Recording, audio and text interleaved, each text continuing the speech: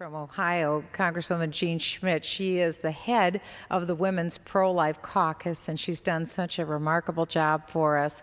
There aren't that many women who are pro-life women here in the United States Congress, and Jean has done a wonderful job taking that effort forward. Thank you, Jean, for hosting this hour this evening, and I appreciate the honor of being with you and Mrs. Fox and with my colleagues this evening to be able to address this important issue. I come here tonight as a female member of Congress, as a strong pro-life member of Congress, and also as a mother. I've been gifted to be able to bear 5 children, and I'm grateful for that honor, grateful to have known what it's like to be able to hold a little baby and be able to know what it's like to carry a little baby to full term. It is a thrill, it is a blessing, and I know for many women across America, they've made decisions in their lives regarding abortion that have affected them for good and for not so good. And for women who are abortion-minded, who have made that decision to abort their baby, they know what I'm talking about. They have made a decision that has radically altered their life. And whether that's a memory that they've tried to put under the carpet or whether it's a memory they're still dealing with, they know in the center and in the core of their being that something huge happened when they made that decision. And I don't stand here this evening, Mr. Speaker, condemning any women that have made that decision. To the contrary, what I am saying is that there is a way out for women who have made that decision. They can find peace, they can find forgiveness, but we also want to tell the truth about abortion. We want to tell the truth that it leaves a gaping hole in the soul of a woman when she makes that decision. And many women are pressured to make that decision, pressured by a boyfriend who tells them they'll leave the woman if they don't make the decision, pressured by parents who are embarrassed or who don't want their daughter to have to deal with the baby, or maybe who themselves don't want to deal with a grandchild that they're just not quite prepared to deal with. And I think part of the message that we want to give tonight is that there are alternatives. There are positive alternatives for women and for men who find themselves in that situation. There are loving alternative pregnancy centers in nearly every community in the United States who will offer free pregnancy testing, who will offer free sonograms or ultrasounds so you can hear your baby's heartbeat and see your baby on a screen and make that decision. And I think what we're trying to let a lot of American women know across this country this evening is that choosing life is probably one of the most gratifying decisions any woman, any man can make.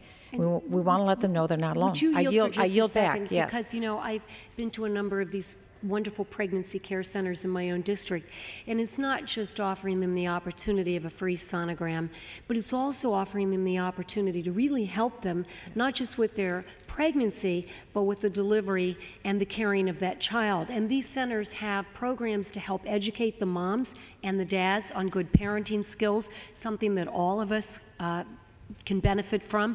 They also work to give them a points program, so as they go through each one of their phases of education, they can earn points so that they can have a free bed, a free bassinet, free clothing, free food. It is a wonderful experience for these young women and these young men, and it really makes them better parents, not just for that baby, but for future babies, and builds a stronger relationship in many cases between that mother and that father. And so it's not just pregnancy centers that want these women to have their child, but pregnancy centers that reach out and help that woman and the dad with that child, not just through its birth, but through the process of its natural life. And at least the ones in my district open their arms to that. And toward the end of all of the pregnancy centers, you know, I really salute them because they're doing a great job, and I yield back. Well, you're absolutely right, Congresswoman Schmidt. They are all across America, and they are doing a fabulous job. They do it on very little money. They aren't receiving money from the federal government the same way that Planned Parenthood does. Planned Parenthood receives well over $300 million a year in grants from the federal taxpayer. We don't see that for these pro-life centers. And these are centers who people give donations to, and for women who find themselves in a situation where they're torn, trying to figure out what they should do about this unplanned pregnancy, Mrs. Schmidt is exactly right. because they offer not only just the sonogram and just a pregnancy test, but they offer clothes. If you need maternity clothes, they offer baby clothes. They offer a little bassinets. They might offer a stroller, a little baby carrier, free diapers. They're there to help women at their most vulnerable time.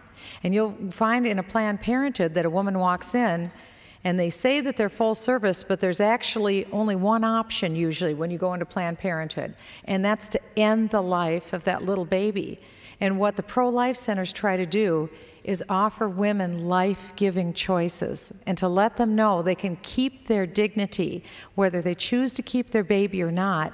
They can keep their dignity, but they can give the greatest gift that they could ever give, and that's they can give the gift of life to the next generation. It's one of the most beautiful decisions that can ever been made. You've had the pleasure of being a mother. I've had the pleasure of being a mother. And it is truly one of the greatest treasures anyone can ever have, to be entrusted